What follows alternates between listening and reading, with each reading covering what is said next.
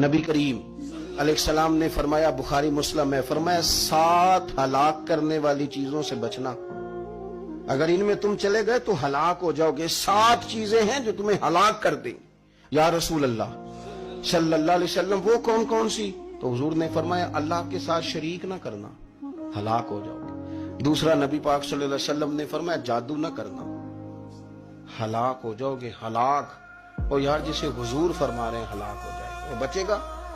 نبی پاک صلی اللہ علیہ وسلم نے تیسرے نمبر پر فرمایا، جس شخص کے قتل کرنے کو اللہ نے حرام قرار دیا ہے اسے قتل نہ کرنا، ہلاک ہو جاؤ گے۔ چوتھے نمبر پر رسول پاک علیہ السلام نے فرمایا، سود نہ کبھی بھی کھانا، ہلاک ہو جاؤ گے، ہلاک۔ بڑی بڑی دلیلیں دی بینک والوں نے، بڑا سمجھایا تو حاجی صاحب مان گئے، محترم مان گئے، کہنے لگے نہیں جی نہیں، وہ کاروبار میں لگاتے ہیں۔ بڑے بھولے والے ہیں، پتہ سارا ہے۔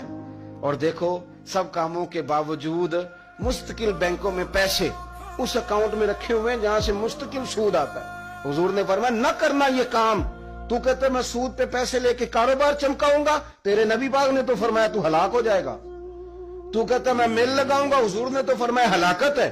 تو کہتا ہے میں بڑا کچھ کر جاؤں گا تو ہلاکت ہے۔ اچھی طرح سمجھ لیں، اصل مال بھی ضائع ہو جاتا ہے اس بندے کا جو سود کا مال ملا لیتا ہے، اصل برکت بھی اڑ جاتی۔ اور میرے نبی پاک صلی اللہ علیہ وسلم نے 5ویں نمبر پہ فرمایا، یتیم کا مال نہ کھانا، ہلاک ہو جاؤ گے۔